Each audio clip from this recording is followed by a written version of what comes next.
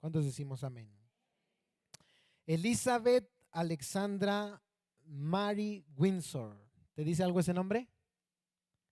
Elizabeth Alexandra Mary Windsor. ¿Alguien? Nadie. Bueno, pero tal vez Isabel II, tal vez. Es así ya, ¿no? Más. La reina Isabel II, la reina más longeva, por lo menos de Reino Unido. Nada más y nada menos que 70 años en el trono de Inglaterra. Su reinado inició cuando ella tenía aproximadamente 25 años, en el año de 1953. Y durante su reinado ella vio un total, observa los datos, de 16 primer ministros en Inglaterra, 14 presidentes de Estados Unidos. Esto es un dato, dices, wow, ¿no? Creo que yo nada más en mi vida he conocido 4 presidentes en México, ¿no? Pero ella 14 presidentes de Estados Unidos, 4 papas. Sin embargo, a pesar de que era admirada por tal longevidad, tal preparación, tal dominio, un 8 de septiembre su reino llegó a su fin. A sus 96 años de edad, el trono de Inglaterra quedaba vacío para un nuevo heredero. Y es que la realidad, hermanos, es que por mucho que un reino terrenal, humano, sea longevo, es pasajero, es temporal. Pero existe un reino que no tendrá fin jamás, hermanos. Porque si hay un tema unificador en la Biblia es este, hermanos, el reino de Dios. Y hay un libro en especial que nos introduce al tema de la monarquía en medio del pueblo de Dios. Y es el libro que estaremos estudiando a lo largo de varios meses con la ayuda de Dios, el primer y segundo libro de Samuel. Un libro que originalmente era solo un libro, por eso constantemente me estaré refiriendo a él como el libro de Samuel, pero después con el paso del tiempo, a causa de lo largo de su extensión, fue dividido en dos, el primer y segundo libro de Samuel, escrito aproximadamente en los años 560 al 540 antes de Cristo, durante la cautividad babilónica, que narra cosas que aproximadamente sucedieron durante 135 años en la nación, en medio de la nación de Israel. Cosas que se narran aproximadamente del 1105, por ahí en el nacimiento de este hombre del que vamos a hablar en este primer capítulo, Samuel, al 971 antes de Cristo. Sí, otra vez 135 años de historia aproximadamente. Sabemos finalmente la caída del reino de este personaje tan famoso que es David, o más que caída, llamémoslo su fin, el fin del reinado del gran rey David. Pero antes de hablar de todo esto, de reyes, de imperios, de monarquía, existe como antesala la historia de un hombre que Dios usó para levantar a esos reyes, el profeta Samuel, quien sería el último juez de la nación de Israel y el primero de sus profetas. Pero ojo, incluso antes de hablar de Samuel, en el inicio de esta historia de la monarquía, la Biblia nos presenta una historia de una mujer con un corazón totalmente dependiente de Dios. ¿Su nombre? Ana. En este pasaje que acabamos de leer, el autor de este libro nos introduce al tema de la monarquía a través de la historia del nacimiento del profeta Samuel, todo desde su origen, su madre, Ana, quien vivía en esterilidad y en una angustia profunda a causa de ello, pero que a pesar de ello elevó una petición a Dios y esta fue escuchada, resultando así, hermanos, en la alabanza y la gloria de Dios. En este pasaje nosotros aprenderemos a tener, como se titula esta predicación, un corazón totalmente dependiente de Dios. Un corazón totalmente dependiente de Dios. En primer lugar, si quieres anotarlo, en medio de cualquier situación. Un corazón totalmente dependiente de Dios, en primer lugar, en medio de cualquier situación. En segundo lugar, un corazón totalmente dependiente de Dios a través de la oración. Un corazón dependiente de Dios a través de la oración. Y en tercer y último lugar, un corazón totalmente dependiente de Dios para la gloria de Dios. Un corazón totalmente dependiente de Dios para la gloria de Dios. ¿Ya lo tienen? Por ahí algunos de ustedes todavía están como pensando en la primera alabanza, ¿verdad? Pensando en si el niño de allá se estará tomando bien su Gerber. Concentrémonos, hermanos, en la palabra de Dios. ¿Cuántos dicen amén? ¿Dónde podemos aprender a tener un corazón totalmente dependiente de Dios? En primer lugar, en medio de cualquier situación. En lo que dicen los versículos 1 al 10. Ahora, no vamos a leerlos una vez más, sino que a través de la predicación vamos a ir tomando texto a texto. Dice el texto: había un hombre de Ramataim, de Sofim, de la región montañosa de Efraín, que se llamaba Elcana. Fíjate cómo inicia, hermanos, esta historia de la monarquía, esta introducción a este tema tan importante que es el reinado en Israel, con datos, ¿verdad? Con ubicaciones, con la vida de un hombre. Incluso se nos menciona su nombre, Elcana. Vivía en Ramataim de Sofim. Todo esto está sucediendo, hermanos, en la tierra de Israel en aquel entonces. Y nos hace ver esto, o nos deja claro desde el principio, que, hermanos, esta es una historia real. No vamos a estudiar ficción, no vamos a estudiar cuentos de hadas, vamos a estudiar cosas que realmente sucedieron, que realmente pasaron. Así que hay mucho que aprender. Déjame decirte desde ahora que en tan solo un capítulo podemos encontrar múltiples aplicaciones prácticas para nuestra vida. Múltiples aplicaciones prácticas para nuestra vida. Esto es una historia, no lo olvides, real. Se nos presenta antes de Samuel, antes de Ana, un hombre llamado Elcana. Él es quien se nos presenta aquí como el padre de Samuel. Él era, dice el texto, hijo de Jeroham, hijo de Eliú, hijo de Tohu, hijo de Suf, el Efrateo. Comparando con otros libros, en especial el libro de Crónicas, el libro de Crónicas nos deja ver que este hombre era de descendencia levita. Y esto es importante, recuérdalo, porque él era el padre de quien fungiría como un sacerdote en el templo, y los que fungían como sacerdotes del templo no podían ser de cualquier tribu, solamente de la tribu de Leví. Sin embargo, si continuamos con la lectura, encontramos un detalle que nos deja ver el contexto de este tiempo. Versículo 2. Elcana tenía dos mujeres. ¿Sí estás conmigo? Elcana tenía dos mujeres. El nombre de una era, ¿cuál? Ana.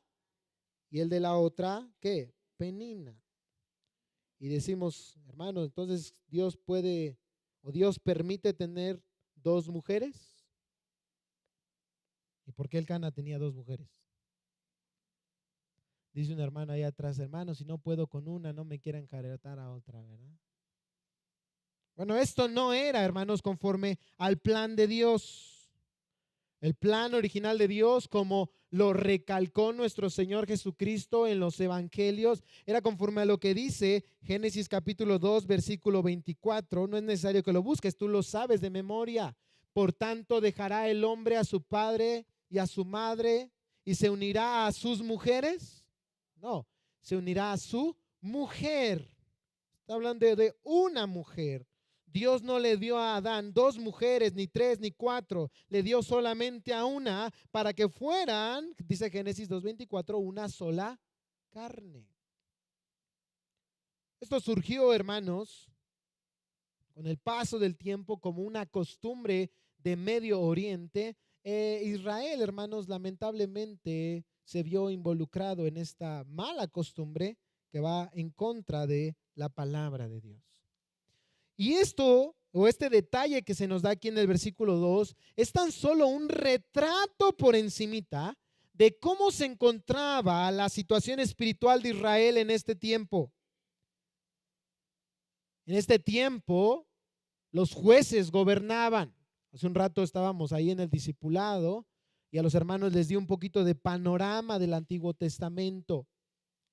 Dios, hermanos, a través de Josué, le da a la nación de Israel la tierra de Canaán, o parte de la tierra de Canaán empieza a ser conquistada. Pero con el paso del tiempo y después de la muerte de Moisés y de Josué, el pueblo de Israel, hermanos, rápidamente se corrompe, se comienza a olvidar de la ley de Dios. Y Dios entonces, hermanos, envía a sus enemigos, a esas naciones paganas que les rodeaban, sus vecinos que les rodeaban para atormentarlos. ¿Te acuerdas de los filisteos?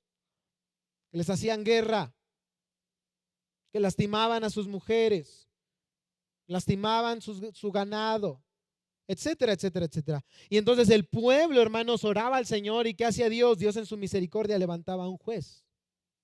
Dime el nombre de alguno de ellos. Sansón. ¿Quién más? Gedeón, etcétera, etcétera, etcétera. Bueno, el libro de Samuel en su primera parte, hermanos, está siendo desarrollado en este tiempo, en el tiempo de los jueces. Y mira cómo retrata, acompáñame ahí, sí, a Jueces capítulo 21, versículo 25, este tiempo. Jueces capítulo 21, versículo 25.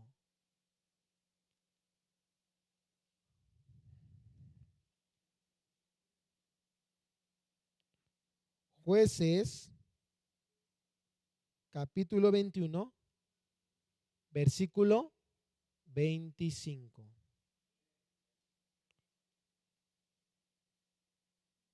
¿Ya lo tienes? Dice así la palabra de Dios, Jueces 21, 25. En esos días, fíjate cómo termina el libro, no había rey en Israel y cada uno hacía lo que le parecía bien ante sus propios. Les costó mucho trabajo encontrar jueces, hermanos. ¿Qué pasó? Miren, siguen buscando. Hermanos, domine su Biblia, vaya a las escrituras diariamente. ¿Cómo va a poder ayudar a otros si no conoce la palabra de Dios? ¿Cómo va a poder enseñar a su familia la palabra de Dios si usted mismo no la conoce? Jueces 21, 25, vuelvo a leer. En esos días no había rey en Israel, cada uno hacía lo que le parecía bien ante sus propios, ¿qué? Ojos. Ante sus propios ojos. Si querías tener 2 mujeres, no podías hacer un ejemplo de eso. Pero repito, esto no era conforme al plan de Dios. Lamentablemente, hermanos, aunque la poligamia iba en contra de la palabra de Dios, los judíos lo habían hecho parte de su costumbre. Y una de sus excusas para tal pecado era que cuando alguno de ellos se casaba con su esposa, su única esposa, hermanos, en realidad, y esta no podía tener hijos, bueno, decían, pues, tal vez una segunda, ¿no? Si la segunda no, pues, una tercera. ¿Cuál problema? Y al parecer aquí, este es el caso. ¿Qué sigue diciendo? Vuelvo a Samuel, por favor. No se olvide de poner ahí un separador. Solamente son unas hojas después. Primer libro de Samuel, perdón. Sigue diciendo el texto. Después de decirnos, versículo 2, el Cana tenía 2 mujeres, el nombre de una era Ana y el de la otra Penina. Dice el texto, Penina tenía hijos, pero Ana no los tenía. Probablemente, no lo podemos saber con certeza, pero probablemente tal vez era la excusa del Cana para tener 2 mujeres. Y aquí el autor, hermanos, deja en claro una diferencia sustancial entre Penina, quien por su parte tenía hijos, observa en plural, a diferencia de Ana, que no los tenía. Y nos preguntamos, ¿esto es un problema? Bueno, el texto lo continúa explicando la situación. Versículo 3. Todos los años aquel hombre subía de su ciudad para adorar y ofrecer sacrificio al Señor de los ejércitos en Silo, Allí los dos hijos de Eli, Ofni y Finés, eran sacerdotes del Señor. Conforme a la ley de Dios, tú eso lo puedes leer en casa, Deuteronomio 16:16, un hombre judío tenía el deber de subir 3 veces al año ante el Señor a celebrar las fiestas instituidas en su palabra. 3 veces al año. El Cana entonces, hermanos, se nos retrata aquí como un hombre que a pesar de sus errores y a pesar de haber sido permeado por una cultura en un sentido o por un asunto cultural que iba en contra de la palabra de Dios, se esforzaba por ser piadoso ante el Señor. Perfecto solamente hay uno, hermanos, y es el Señor. Ahora, por favor, no vaya a salir con la excusa de, entonces, hermano, ahorita vengo, voy a casarme con una segunda mujer. Recuerde, hermanos, que muchos de estos hombres lamentablemente desconocían la ley de Dios a causa de que la ley de Dios había sido enterrada en un sentido. Pero tú y yo hoy tenemos la palabra de Dios, la ley de Dios, hermanos, aquí en nuestras manos. Y por lo tanto debemos tenerla, hermanos, encerrada en nuestro corazón, guardada en nuestras vidas. Y dice el texto que todos los años entonces aquel hombre subía de su ciudad para adorar y ofrecer sacrificio ¿a quién, hermanos? No a Baal, no a un Dios falso, sino al Señor de los ejércitos. Y es importante porque aquí es donde encontramos por primera vez en la Biblia el uso de este nombre para hablar del único Dios verdadero. Él es el Señor de los ejércitos. Un nombre que pone en claro su poderío sobre las estrellas, el ejército del cielo, su poderío sobre los ángeles, el ejército celestial, y sobre toda cosa creada en el cielo, en la tierra y debajo de la tierra. El Señor Dios es el Señor de los ejércitos. Esto es importante, hermanos, recalcarlo, porque si este pasaje y el resto del libro va a hacer un énfasis en un tema, es en el tema de la soberanía de Dios. La soberanía de Dios. El Rey soberano está en medio de este capítulo y de todo el libro. Dios es Rey. Él es quien gobierna el mundo. Él es quien gobierna nuestra vida. Él es quien gobierna nuestras circunstancias. ¿Cuántos dicen amén? Este es el Dios, hermanos, al que el Cana todos los años subía, dice el texto, de su ciudad Ramataim, que nos deja ver el primer versículo, subía a Silo, es decir, el lugar donde se encontraba el tabernáculo. Todavía no había templo. Recuerda lo que el primer templo fue construido por Salomón. Todavía no llegamos al tiempo de los reyes. Este es el libro que nos va a llevar a ese tiempo. Por lo tanto, antes, hermanos, de el templo estaba el tabernáculo. Lugar donde la presencia de Dios habitaba, donde los judíos, hermanos, tenían que subir y adorar al Señor. En este caso estaba en Silo. Pero, hermanos, fíjense esto que nos remarca el texto. Dice allí, es decir, en Silo, por lo tanto, en el tabernáculo, los dos hijos de ¿quién?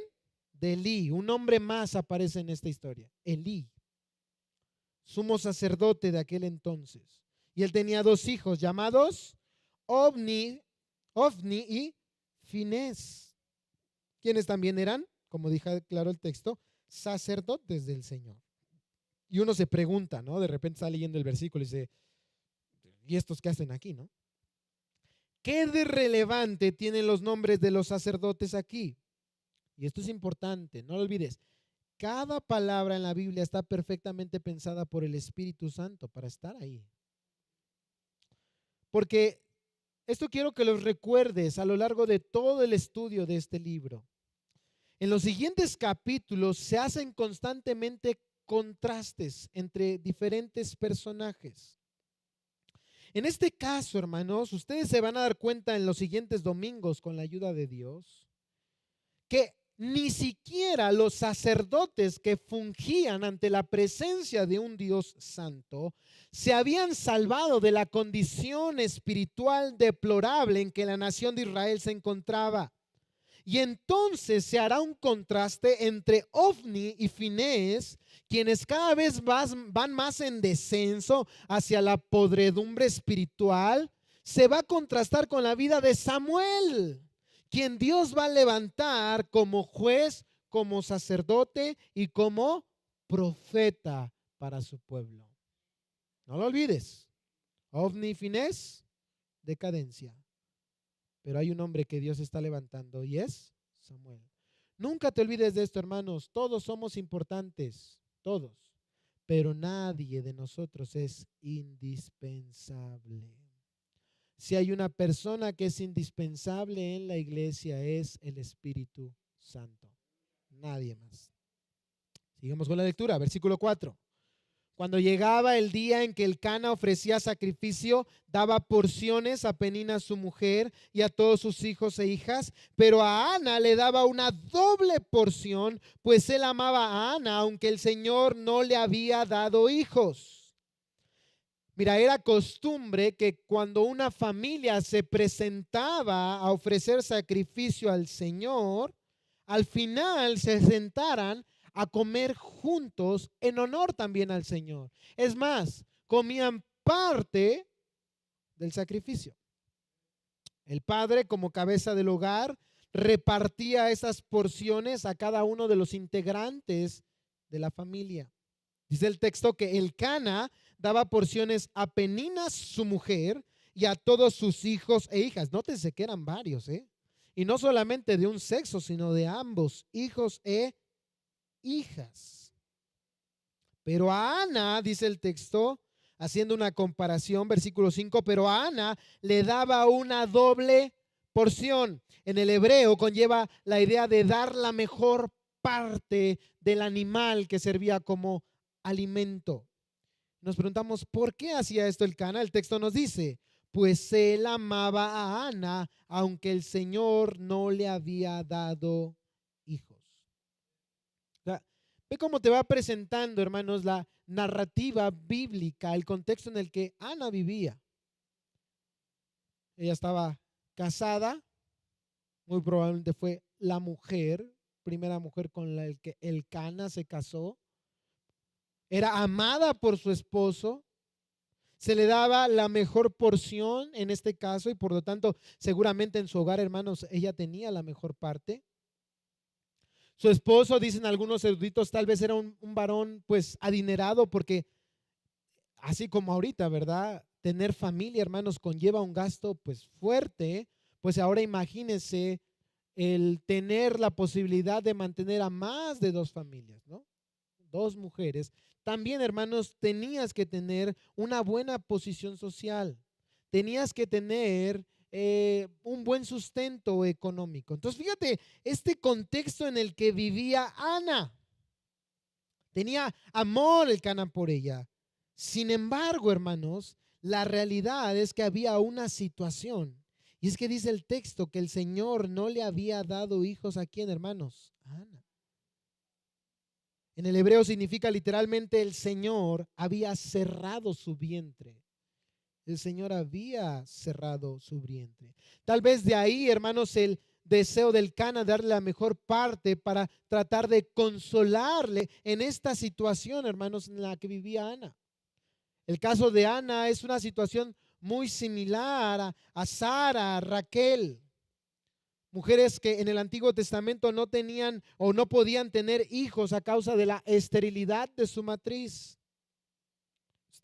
Mira, no era un problema en sí mismo, pero sí conllevaba muchos problemas. Porque digo, una mujer sin hijos, hermanos, puede vivir como una mujer con hijos. Es más, a lo mejor hasta más, ¿no? Porque la verdad, mis respetos para todas las madres, ¿eh? Qué misión, ¿eh? Un trabajo tremendo, ¿no? Un problema en sí mismo no era. Sin embargo, hermanos, entendemos que humanamente será una situación bastante difícil. Si lo es en este tiempo, hermanos, ¿cuánto más era en aquel tiempo, hermanos?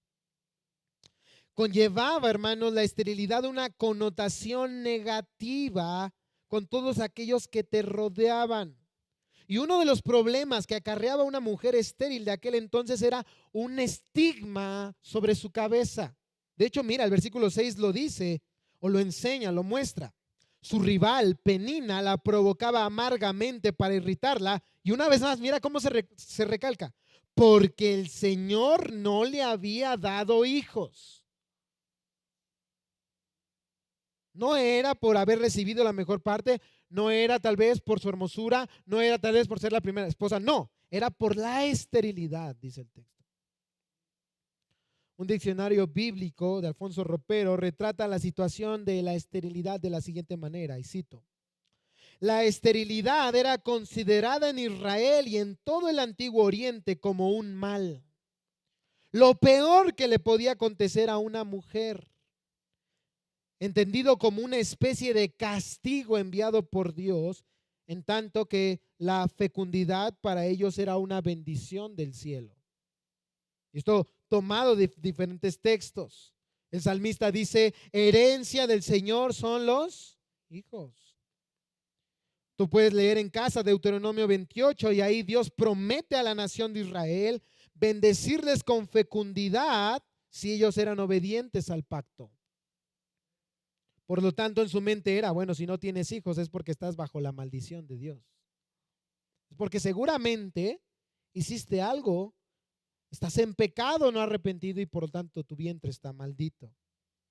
El diccionario continúa. En gran parte, la poligamia, es decir, tener varias esposas, lo que te decía hace un momento, se introdujo como un remedio contra la esterilidad. Y muchos de los desórdenes relatados en la Biblia se explican o lo entendemos por el anhelo exagerado, insano de tener hijos. En la mentalidad de los hombres de aquel entonces era que el hombre sin hijos era un fracaso, como un jardín sin flores. Si no podía la primera, se seguían con la segunda, y si no podía la segunda, se seguían con la tercera, y así sucesivamente. Una cosa terrible. De aquí, hermanos, que Penina fuese considerada para el autor como una rival, dice el texto, ¿no es cierto? Rival de Ana. Imagina por un momento lo que había en el corazón de Penina. Muy probablemente no había sido buscada como esposa por parte del Cana por su hermosura, por amor, sino por la necesidad de procrear hijos.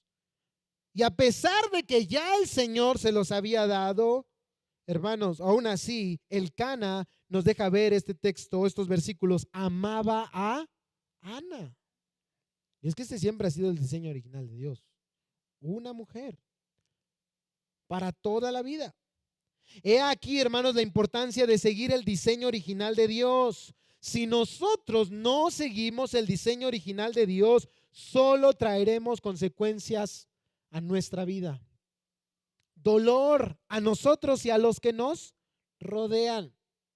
Llámese poligamia, adulterio, fornicación, homosexualismo, lesbianismo, transexualismo y tantas desviaciones del plan original de Dios que prometen tal vez placer, gozo y felicidad, pero es una mentira. Mira lo que estaba pasando en el corazón de la mujer que el Cana decía amar. Dolor en Ana y muy probablemente dolor en Penina, y de ahí su desquite. Una rivalidad horrible en familia, división, dolor, consecuencia del pecado. Versículo 6, una vez más, su rival Penina la provocaba amargamente para irritarla. La razón, una vez más, porque el Señor no le había dado hijos. Ya pensamos en lo que había en el corazón de Penina tal vez. Ahora pensemos por un momento lo que había en el corazón de Ana. Tal vez ella pensaba, no tengo hijos, y muy probablemente sea a causa de la maldición de Dios sobre mi vida. Tal vez Penina y sus provocamientos tengan razón, no soy merecedora de la bondad de Dios. ¿Te imaginas qué tormento tan difícil? Amargamente era la provocación sobre esta mujer. Pero hermanos, nosotros no debemos dejar a la imaginación el por qué Ana no tenía hijos. Tal vez para ellos, muy probablemente para ellas era desconocido, pero para nosotros no. Dice el texto, ¿por qué Ana no tenía hijos? Porque el Señor, ¿te acuerdas? Literalmente había cerrado su matriz. Porque el Señor había cerrado su matriz. El Señor no le había concedido hijos. No era una maldición, era la soberanía de Dios la que no le permitía a Ana tener hijos. En medio de cualquier situación, hermanos, que tú te encuentras, no debes olvidar al Dios que tú y yo adoramos y servimos, el Señor de los ejércitos, el que gobierna soberanamente. En otras palabras, ¿qué puede hacer? Lo que a Él le plazca. En la tierra, sobre la tierra y debajo de la tierra. Tal vez, hermanos, seamos una Ana, en particular las mujeres.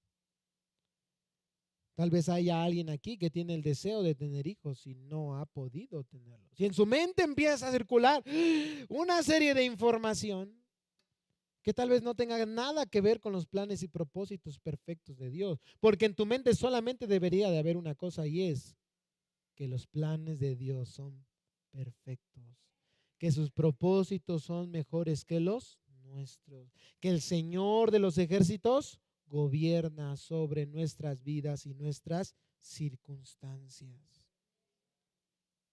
Tal vez no sabemos, hermanos, por qué estamos atravesando lo que estamos atravesando. Tal vez nos preguntamos por qué no hemos recibido lo que tanto anhela nuestro corazón. Pero hermanos, debe haber siempre una certeza en nosotros, que nosotros tenemos a un Dios que no solamente es poderoso, sino también sabio.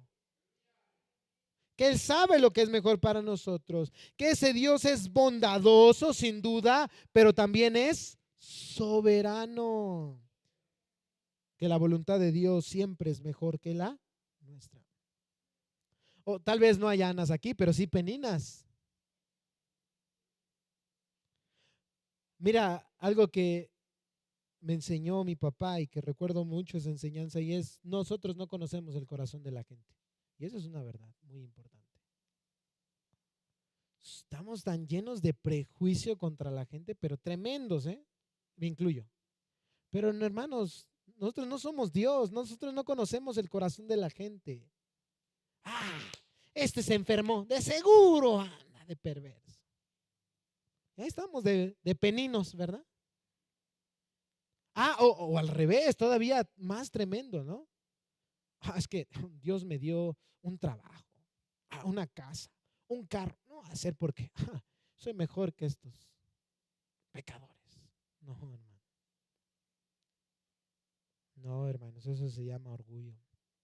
Si nosotros tenemos algo que nuestro hermano no tiene, no es porque seamos mejor que él, es por la gracia de Dios. Es por la misericordia de Dios. Y para una cosa más,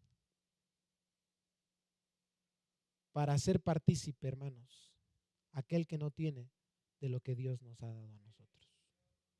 No seamos prejuiciosos. Nosotros no conocemos el corazón de la gente. Nosotros no sabemos, hermanos, a veces por qué están pasando por lo que la gente está pasando. Dios no quiere que nos pongamos de jueces. Dios quiere que levantemos, hermanos, nuestra vida ante Él para ofrecernos como ayuda a los demás, para extender nuestra mano ante aquel que ha caído, hermanos. Versículo 7, continúa. Esto sucedía año tras año, siempre que ella subía a la casa del Señor con su marido Elcana, Ana. ¿Qué hacía Penina? La provocaba. Y ahí está el resultado en el corazón de Ana, por lo que Ana lloraba y no comía. Fíjate, en este texto podemos ver dos cosas a causa del sufrimiento, o acerca, perdón, del sufrimiento de Ana. Uno, que era algo terrible. Mira qué lo había llevado a llorar y a no comer. Estamos hablando de una tristeza profunda. Otra vez, hermanos, el punto no era el no tener hijos, hermanos. El punto era todo lo que conllevaba el no tener hijos. Podríamos decir, en todo caso, Se sumaba el dolor, hermanos, de no tener hijos, con lo que todo, hermanos, el contexto de aquel entonces, hermanos, conllevaba el no tener hijos. Burlas, prejuicios, señalamientos. Y no solamente era terrible, sino también era constante. Versículo 7, esto sucedía ¿cuándo? Año tras año, año tras año, año tras año. Versículo 8. Entonces Elcana, su marido, le dijo: Ana, ¿por qué lloras y no comes? ¿Por qué está triste tu corazón? ¿No soy yo para ti mejor que 10 hijos? Ahí estamos, hermanos. Oh, marido siempre apoyando, ¿verdad? Qué torpes somos, hermano, la verdad. ¿Cuántos hombres dicen amén? Ah, ninguno es torpe. Yo sí, sí, hermano. Porque de verdad que luego en vez de ayudar, ¿o no, hermanas? Hasta hacemos que la llaga duela más, ¿sí o no? En lugar de sanar, de vendar esas heridas, de reconfortar esos corazones. Ay, ¿qué tienes? Ya, cálmate. ¿O no? Ya, ya. Y en serio, me incluyo. Somos tan rígidos de repente. O sea, incluso con la verdad de Dios, ¿no? Ay, ya, mujer, Dios es soberano, ya. ¿Cuántos años en la iglesia y no has aprendido? Wow. ¿Por qué lloras? ¿Por qué no comes? Él tenía que saber, hermanos, el contexto en el que vivía su mujer. Pero le reprocha con sus preguntas: ¿por qué está triste tu corazón? Ay, por favor. Y para el colmo, no soy yo para ti mejor que 10 hijos, fíjate, ¿no? Viejos apestosos, sáquense. No ayudamos de verdad, hermano. Y normalmente como hombres nos reímos, hacemos mofa un poco de esto, de verdad, el famoso ¿qué tienes, verdad? Ya ven que nos dan una explicación bien sincera. Nada. Porque sí, como hombres a veces es difícil. Tal vez porque somos distintos. Valemos lo mismo ante Dios, pero somos distintos por diseño. Sin embargo, hombre que estás aquí, que estás casado, es difícil entender a tu mujer, pero nunca lo olvides, es nuestro deber hacerlo. Es nuestro deber entender la situación por la que está pasando. Es nuestro deber tratarla, dice la Escritura, como a vaso más frágil. No porque sean debiluchas, porque son valiosas delante de Dios. Nunca lo olvidemos eso. Imagínense, en vez de tal vez sería mejor haber dicho: ¿no eres tú mejor para mí que 10 hijos? Cambiaría la situación, ¿a poco no? Ana, tú eres para mí mejor que 10 hijos. No, pues al revés este brother. ¿No soy yo para ti mejor que 10 hijos? Ana necesitaba un consuelo, ¿no es cierto? Una palabra de ánimo, tal vez una oración. Otra vez, ve el contexto, hermanos, cómo te lo presenta el autor en el que vivía Ana. Por eso, hermanos, Ana, aunque tenía un hombre, tal vez un hombre piadoso, un hombre adinerado, ese hombre la amaba. Hermanos, nada de eso podría traer, hermanos, salud a su corazón. Versículo 9 en adelante, 9 y 10. Pero Ana se levantó después de haber comido y bebido. Ahí está, ¿ves? Comida, ni la comida llena su corazón.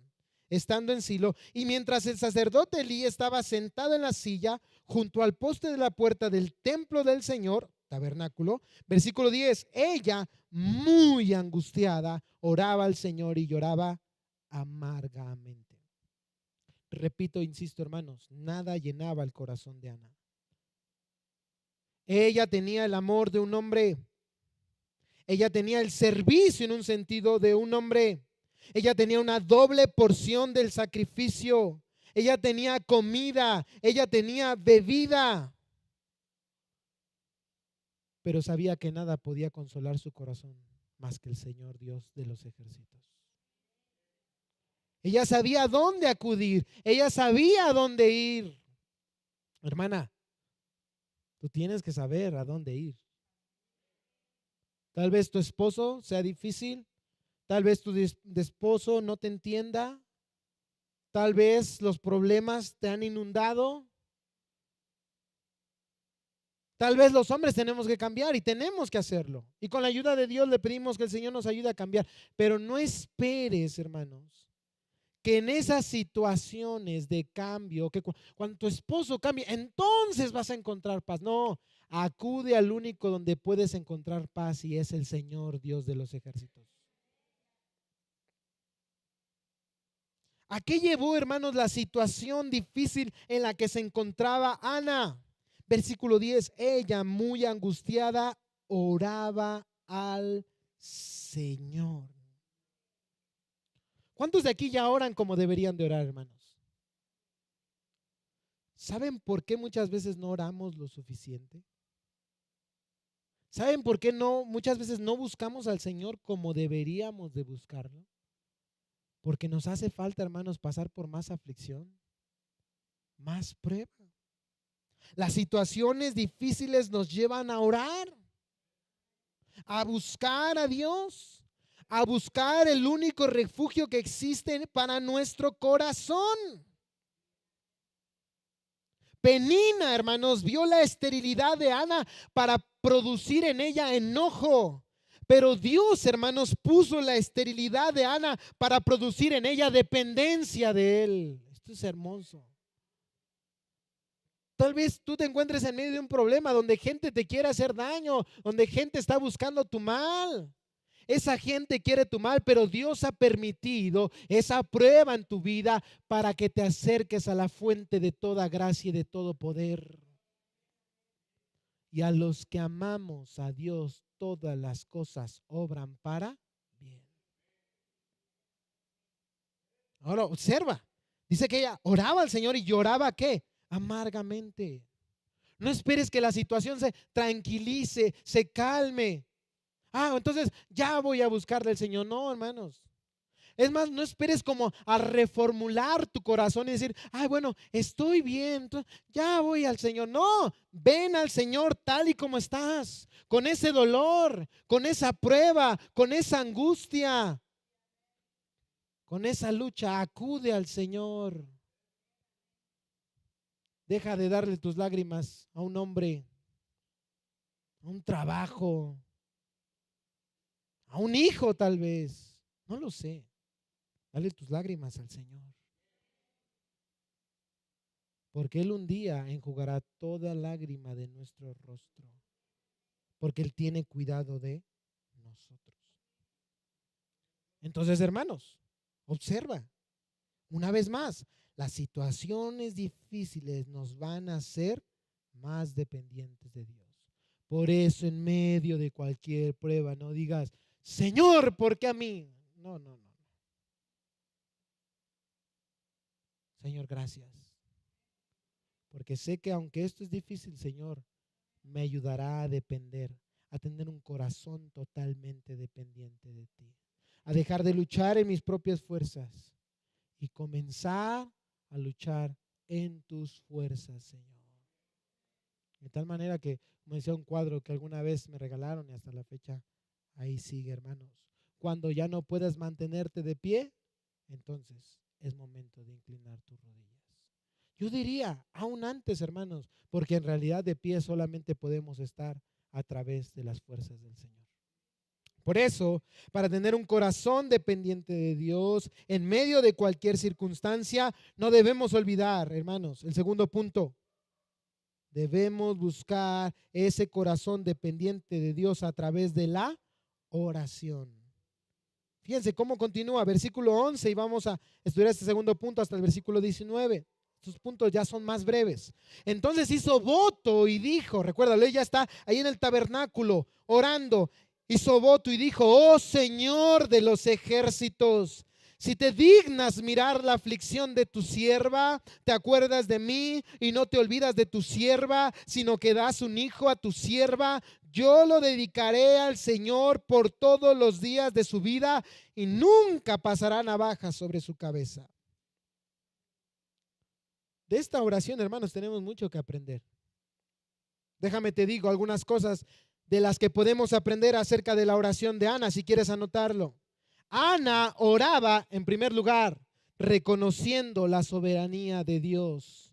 Ana oraba reconociendo la soberanía de Dios. ¿Cómo llama al Señor en su oración?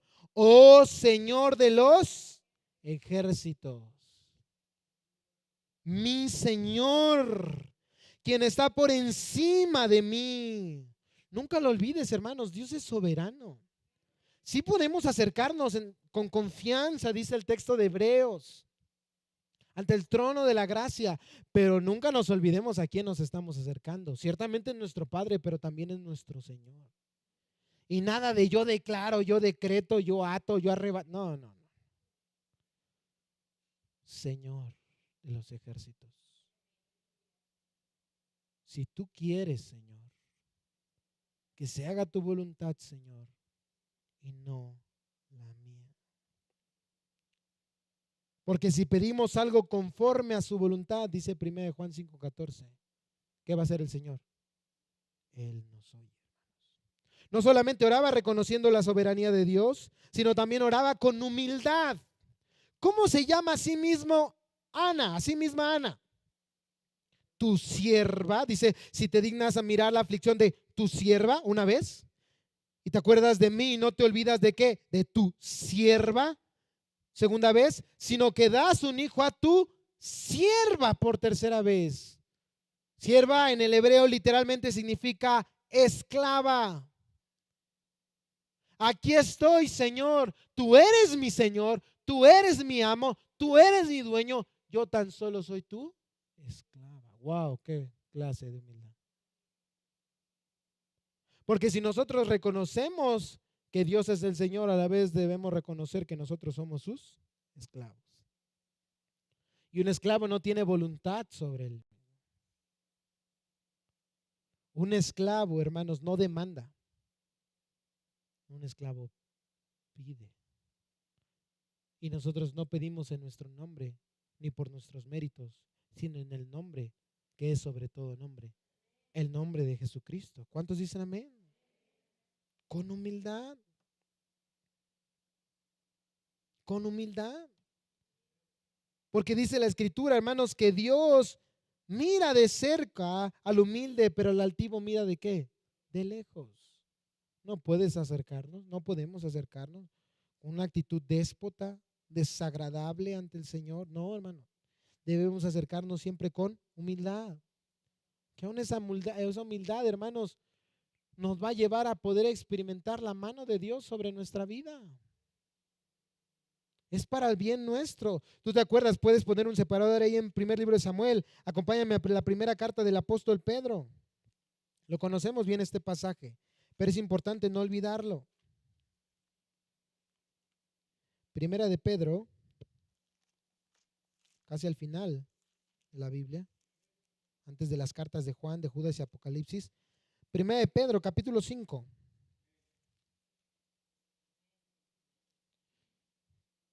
¿Qué dice a partir del versículo 5 y hasta el versículo 7? Mire, la segunda parte del versículo 5. Primera de Pedro 5, a partir de la segunda parte del versículo 5. Y todos revístanse de ¿qué? De humildad en su trato mutuo, porque Dios resiste a los soberbios, pero da gracia a los humildes. Entonces, nos acercamos, Señor, yo soy tu esclavo y pues no me des nada. No, no, no, no, no. Si tú te acercas reconociendo que Él es tu Señor, que tú eres su esclavo, tú lo que vas a hacer es pedirle algo conforme a su voluntad. Dice, la Escritura dice que si algo pides conforme a tu voluntad, a su voluntad, perdón. Ay, corrijo, a su voluntad. Él te oye y Él va a responder tu oración. Eso es lo que la palabra de Dios promete. ¿Por qué no vemos oraciones respondidas muchas veces? No sabemos pedir. Pedimos mal, como dice la Escritura. Ahorita vamos a ir a ese texto. O lo vamos a citar por lo menos.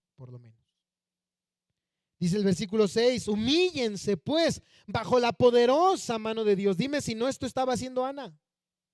Para que Él los exalte a su debido tiempo, echando toda su ansiedad sobre Él, porque Él tiene cuidado de ustedes. Hermanos, revístete de humildad para que recibas, conforme a este texto, la gracia de Dios, la poderosa mano de Dios, la exaltación de Dios, el cuidado de Dios. Ana no solamente oraba reconociendo la soberanía de Dios, no solamente oraba con humildad, sino también oraba con sinceridad. Y esto también es bien importante.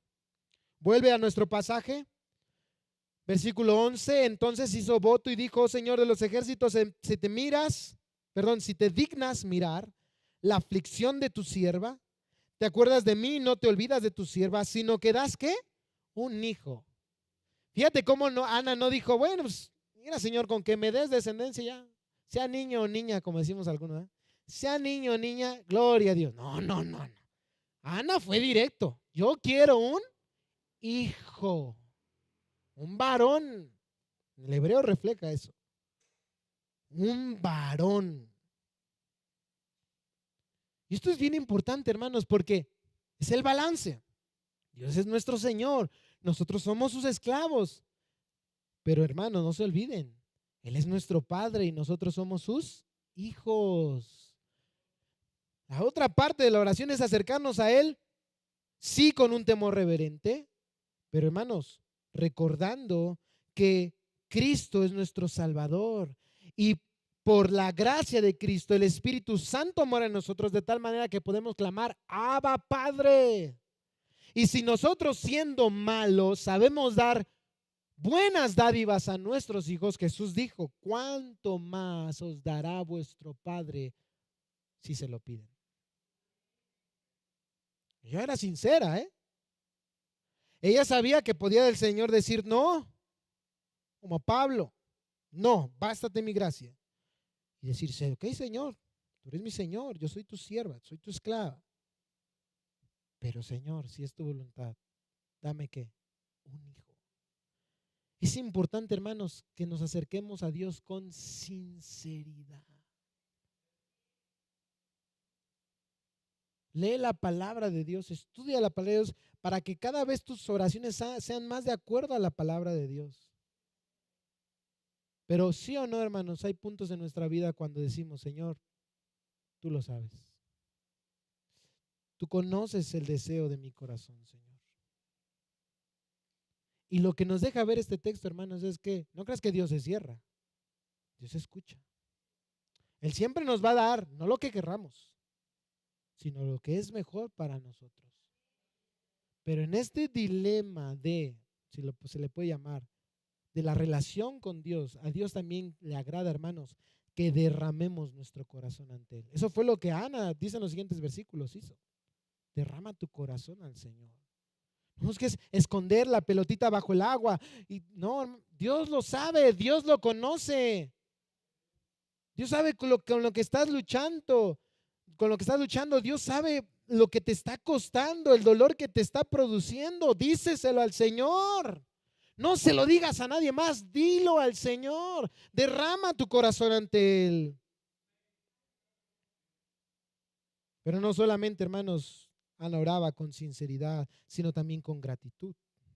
Dice: sino que das un hijo a tu sierva, yo lo dedicaré al Señor por todos los días de su vida y nunca pasará navaja sobre su. Esto hace sentido cuando recordamos lo que dice el versículo 11 al principio. Entonces hizo un ¿qué? Un voto. Esto era muy común en el periodo del Antiguo Testamento. Voto se refiere a una promesa.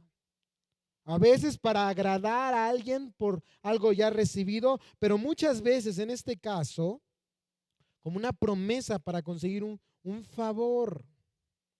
Normalmente los votos se emitían en situaciones difíciles, de crisis, de incertidumbre. Encontramos diferentes votos en la Biblia acerca de hombres que en una circunstancia difícil prometían algo al Señor si Él los ayudaba. En este caso, Ana hace un voto para tener el niño que deseaba con todo su corazón. Y un voto ante Dios no es cualquier cosa. La Biblia dice: cuando hagas una promesa a Dios, algunos de ustedes han hecho una promesa, no tardes en cumplirla. Dios lo sabe, lo tiene ahí. Es importante. La ley de Dios era lo que enseñaba. Tú puedes leer ahí Deuteronomio 23:21. Puedes leer Eclesiastés capítulo 5, versículos 4 al 5, el Salmo 66, versículo 13, la importancia de cumplir lo que se le prometía al Señor. Pero había un voto sobre todos los votos, un voto muy especial, y era el voto nazareo. Porque más allá de dedicar algo al Señor, era dedicarse a sí mismo. Y lo que vemos aquí en las palabras de Ana, nunca pasará navaja sobre su cabeza, es uno de los 3 requisitos para cumplir un voto nazareo. Por lo tanto, los estudiosos dicen que Ana ofreció a su hijo, si el Señor se lo daba, ya como alguien consagrado. La gran diferencia, hermanos, era que normalmente, no sé dónde está mi agua, aquí está. Normalmente el voto nazareo era por un tiempo. Señor, te prometo ser nazareo 3 años. Entonces, se abstenían de vino, ¿verdad? Se abstenían de tocar animales muertos, incluso personas muertas, incluso si eran familiares, y de cortarse el cabello. Pero cuando terminaba ese voto, pues ya, hermanos, se podían cortar y tomar vino, etcétera, etcétera. Pero en este caso, lo que llama la atención son las palabras de Ana. Yo lo dedicaré al Señor por todos los días de su vida y nunca pasará navaja sobre su cabeza. Es decir, el voto nazareo de Samuel sería para siempre.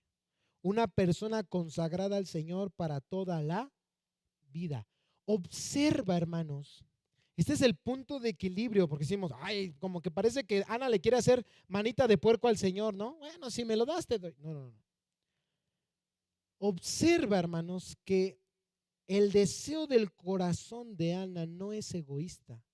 Su deseo es un hombre, un hijo que viva para la gloria de ¿quién? De Dios. Esa es clave. Muchas de nuestras oraciones no son respondidas. Otra vez Santiago lo dijo, porque pedís mal para gastar en vuestros deleites. Ana no pidió para gastar en sus deleites. Si tú me das, Señor, es tuyo, completamente tuyo. ¿Eso resultaría en alabanza y gloria de Dios? Claro que sí. Pregúntate si las peticiones que has estado haciendo al Señor resultan en alabanza y gloria de Dios. Si no lo hacen, yo te animaría. Reformula las peticiones al Señor y pide con antemano para la gloria de Dios y con gratitud en tu corazón. Sea lo que sea, dice la palabra de Dios, por nada estéis afanosos, antes bien sean conocidas todas vuestras ¿qué? Peticiones, todas las peticiones, pero dice el texto, con acción de gracias. Ana de antemano estaba dedicando al Señor lo que el Señor le daría. ¿Para qué quieres lo que estás pidiendo al Señor? ¿Para la gloria de Él o para la gloria tuya? ¿Para el beneficio de Él en un sentido de su obra, de su palabra, o para beneficio solamente tuyo y egoísta? Ahora, ¿qué pasa? ¿Qué sigue diciendo la historia? Versículo 17.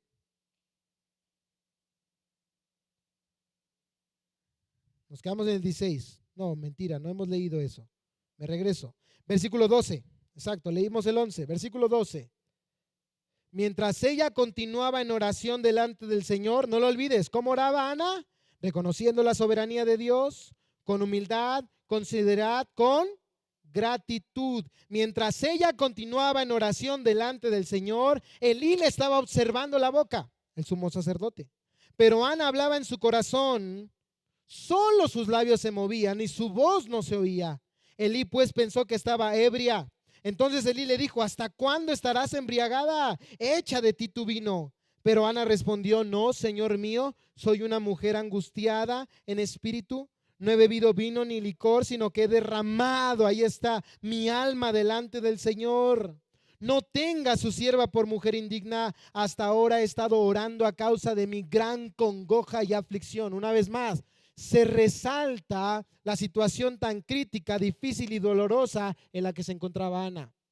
Sin embargo, ella fue y oró al Señor. Ella derramó su corazón delante de la presencia de Dios. Pero ¿qué hizo Elí, hermanos? La reprendió en un momento. Ella pensaba que estaba ebria. Tal vez por 2 cosas. Primera, el contexto, recuérdalo, en el que se vivía. No solamente entonces los hombres se embriagaban, también lo hacían ¿quiénes? Las mujeres, había hasta mujeres borrachas. Y Elí pensaba que esta era una más.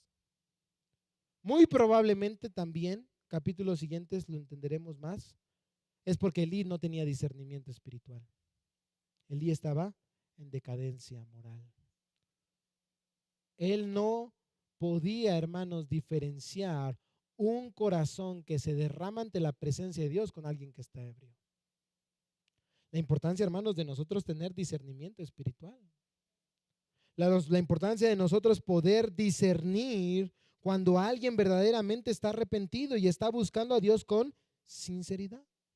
Sin embargo, cuando Ana le da la explicación, dice el versículo 17, ve en paz, le respondió Elí, y que el Dios de Israel te conceda la petición que le has hecho. Elí tiene un buen deseo hacia Ana.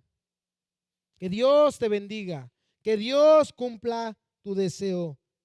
¿Y qué le responde Ana? Halle su sierva gracia ante sus ojos, le dijo ella. Entonces la mujer se puso en camino, comió y ya no estaba triste su semblante. Hay un cambio. Hay un cambio, ¿no? ¿Lo notas? Había congoja, había aflicción, había dolor. ¿Y ahora qué hay, hermanos? Dice el texto, ya no hay tristeza en su semblante. ¿Qué hubo, hermanos? En medio de un corazón afligido, aparentemente derrotado, destrozado, congojado, a un corazón que ya no está triste. Dos cosas. La oración, en primer lugar. Fíjate la importancia, hermanos, de la oración. Una vez más, sean conocidas sus peticiones, por nada estén afanosos. La oración, hermanos, cuando se hace con estas formas que vimos, reconociendo la soberanía, en humildad, con sinceridad, hermanos, pueden ser un desahogo total para nuestro corazón. Pero no solamente eso, también hubo una buena palabra por parte del sacerdote, ¿no? Que el Dios de Israel te conceda la petición que le has hecho. Las palabras, hermanos, de nuestra boca tienen poder, ¿eh? No ese místico que dicen declara. No. Proverbios. La blanda respuesta. ¿Qué hace con la ira? Apacigua. El libro de Proverbios habla del consejo dado a tiempo y de la manera correcta como un bálsamo para nuestra piel, para nuestra vida. ¿Ven la importancia de dos cosas, hermanos? Orar y tener comunión con otros hermanos. ¿Ven la importancia de la iglesia? De congregarnos y de tal vez decirle a alguien por lo que estás pasando. Confesarle a alguien tu situación, tu dolor, tu preocupación, para que ore por ti y pueda darte una palabra de exhortación, una palabra de ánimo. ¿Ves la importancia de prepararte cada día mejor en la palabra de Dios para hacer una bendición a aquellos que te rodean y en lugar de ser una piedra de tropiezo y en lugar de llevar a la destrucción a la gente, poder edificar en ellos una sola cosa que tiene valor y es la palabra de Dios? La palabra de Dios, que junto con la oración, hermanos, pueden, hermanos, traer aliento y ánimo al corazón más dolido que exista. Observa todo esto. Pregunta, ¿aquí ya Dios le había dado a Ana a su hijo Samuel? No, hermano. La oración, hermanos, había cambiado algo, pero la situación, hermanos, no era. La situación no había cambiado, pero el corazón de Ana sí había cambiado. Por eso no te engañes, amado hermano, amada hermana. Cuando mi esposo, Señor, cambie, entonces voy a hacer. No te engañes. Cuando toda mi familia, no te engañes. Cuando tenga ese trabajo, no te engañes. Lo que tiene que cambiar no es tu situación, lo que tiene que cambiar es tu corazón. ¿Cómo afrontas esas situaciones? ¿Lo estás haciendo a través de la oración, a través de depender de Dios, a través de tener comunión con Dios y con tus hermanos? Fíjate, incluso el corazón limpio de Ana, sin tener nada en contra de Penina. Porque algunos queremos, hermanos, sacar todo maldiciendo a la gente que nos hace mal. Las vas a maldecir y remaldecir y tu corazón va a seguir igual de dolido, igual de angustiado. Mejor ve y ora al Señor y deja que el Señor transforme tu corazón. Nada va a llenar tu corazón. Solamente hay una cosa que puede llenar nuestro corazón y es Dios. La palabra y la oración, hermanos, pueden transformar nuestra vida. Nada contra el marido también, ¿verdad? El que es mejor que 10 hijos. No, no, hermano. No esperes a que cambie tu marido, tus hijos. Cambia tú. Cambiemos, hermanos, para la gloria de Dios. Versículo 19, a la mañana siguiente se levantaron bien temprano, adoraron delante del Señor y regresaron de nuevo a su casa en Ramá. Y el Cana se llegó a Ana, su mujer. ¿Y qué pasó, hermano? El Señor se acordó de ella. Este Señor, que es el Señor de los ejércitos, que día tras día, hermanos, ordena el cosmos, un universo tremendo, enorme, que tiene que hacer salir el sol por la mañana, ¿no es cierto? Y acostarse por la tarde, que da orden al mar para que las olas no traspasen su límite, que da orden a las bestias del campo para poder surgir o que surja la cadena alimenticia, que da orden a las flores, que viste las flores para que puedan servir de alimento a los animales del campo, ¿no es cierto? Incluso a nosotros, las frutas, las legumbres, las verduras. Tan ocupado el Señor. Pero la palabra de Dios dice que Él no desprecia un corazón contrito y humillado. Entre todo el mundo, entre tantos problemas, el Señor tenía presente a una mujer estéril, tal vez para el mundo insignificante, pero para Dios importante. Ana, según los versículos anteriores, habló en su corazón. No necesitó hacer tanto alarde, porque ella sabía a quién se dirigía y Dios la escuchó, hermanos.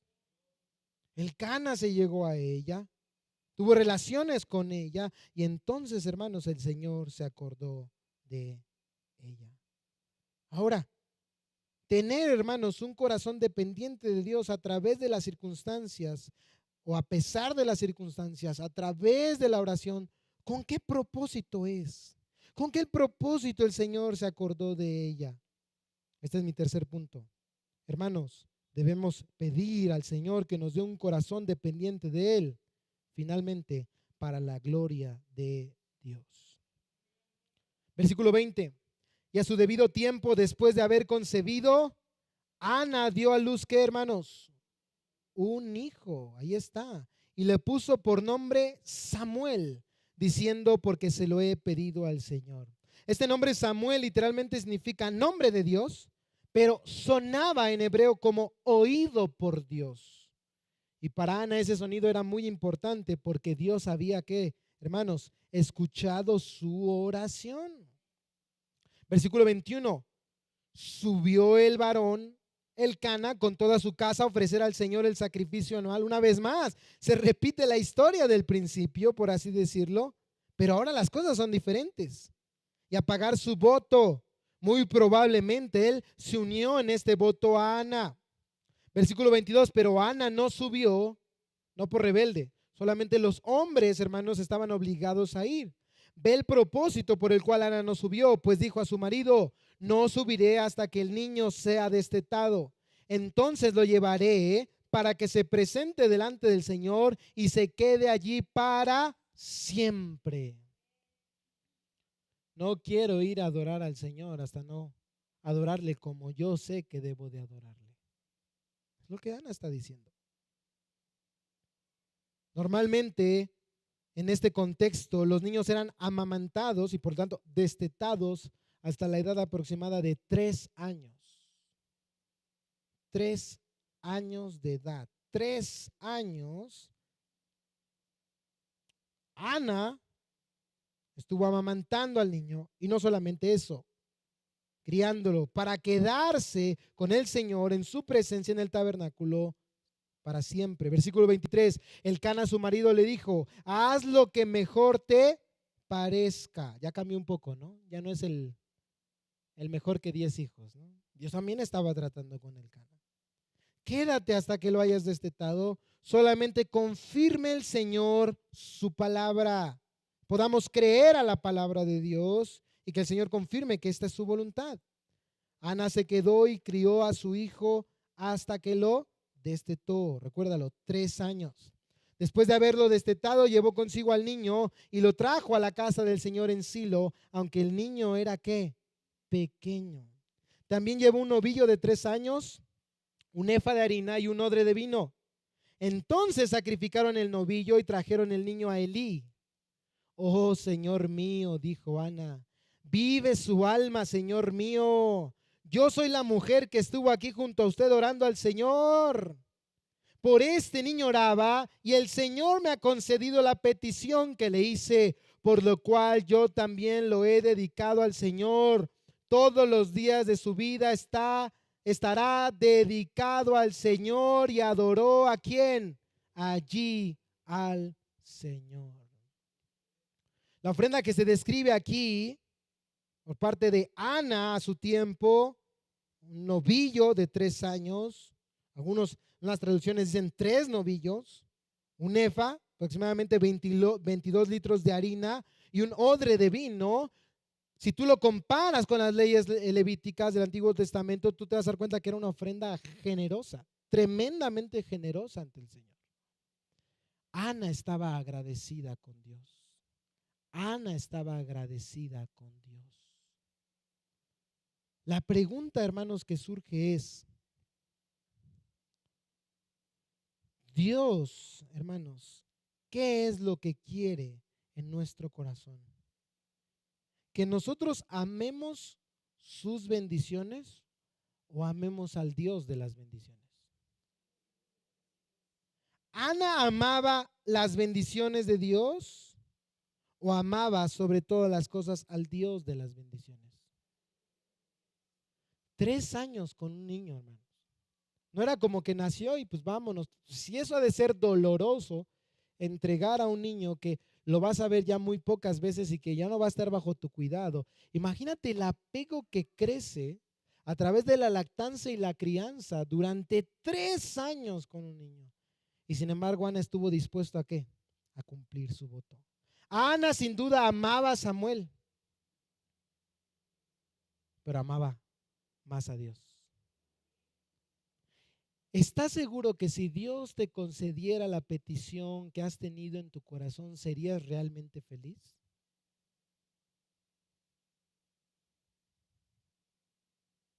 No debes esperar a que pase eso, hermano.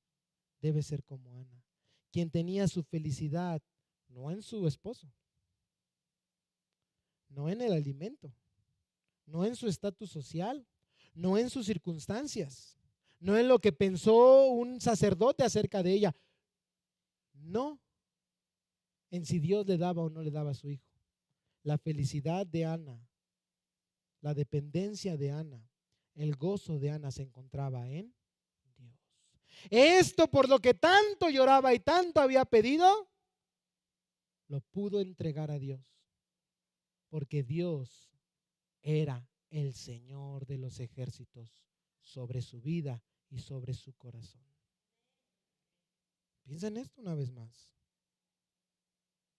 Una vez le preguntaron a una mujer, ¿qué obtienes orándole a Dios? Ella respondió, generalmente nada. No gano nada, más bien pierdo cosas. Y comenzó entonces a citar todo lo que perdió orando a Dios regularmente. Perdí el orgullo, perdí la arrogancia, perdí la codicia, perdí la envidia, perdí mi ira, perdí la lujuria, perdí el placer de mentir, perdí el gusto por el pecado, perdí la impaciencia, la desesperación y el desánimo. A veces oramos no para ganar algo, sino para perder cosas que no nos permiten ser dependientes de Dios. Hermanos, la oración, hermanos, es para poder refrescarse, deleitarse en la comunión con Dios. Si Él nos da, Jehová dio. Si Él nos quita, Jehová quitó. Sea bendito el nombre del Señor. Ciertamente, hermanos, la Biblia dice en Mateo capítulo 7, versículo 7 al 8, no lo busque. Pedid y se os qué, os dará. Llamad y se os qué, abrirá. Pedimos con fervor hacia Dios, amamos a Dios y lo buscamos. Pero hermanos, nuestra felicidad, nuestro gozo no está en si Dios nos da o no nos da. No. Nosotros dependemos totalmente en Dios, a pesar de las circunstancias, a través de la oración. Y nuestro deseo, ¿cuál es, hermanos? La gloria de Dios. Esto resultó en alabanza y gloria de Dios. ¿Cómo termina el capítulo? Y adoró allí, ¿a quién? Al Señor. Un corazón que ofrenda, hermanos, con generosidad, y lo mejor que lo tenía, que era, hermanos, su propio hijo. Adorando entonces así, ¿quién? ¿A quién? Al Señor. Fíjate, es importante esto. A partir de los siguientes capítulos se sigue introduciendo hacia la historia de los grandes reyes que Dios levantó para traer victorias tremendas por su pueblo. ¿Cierto o no? Pero no nos olvidamos que detrás de esos grandes reyes hubo una mujer que durante 3 años educó a su hijo, lo dice el texto, crió a su hijo para que fuera un hombre temeroso de Dios. Y así fue, porque durante 3 años tú le enseñas a un niño a hablar, a orar.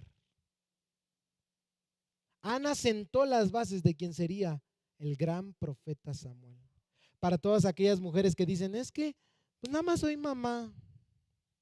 Ay, cómo me hubiera gustado ser doctora, licenciada, ingeniera. Ay, pero soy mamá. Qué torpe. Perdón, qué torpe. Porque tú tienes el trabajo más excelso que Dios le ha dado a un ser humano sobre esta tierra.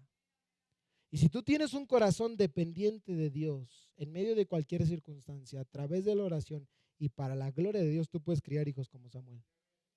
Hombres piadosos que van a hacer las bases para transformar, como en su momento Samuel, toda una nación. Una vez más, todo esto, hermanos, para la gloria de Dios. Oremos al Señor.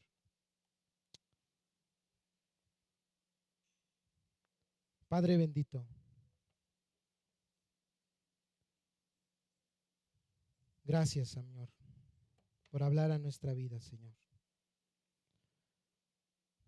Gracias, Señor, por tu misericordia, porque a pesar, Señor, de que hemos sido tardos para creer a tu palabra, tardos, Señor, para creer a tu promesa, Señor, aún así en tu misericordia, Señor, tú nos ayudas.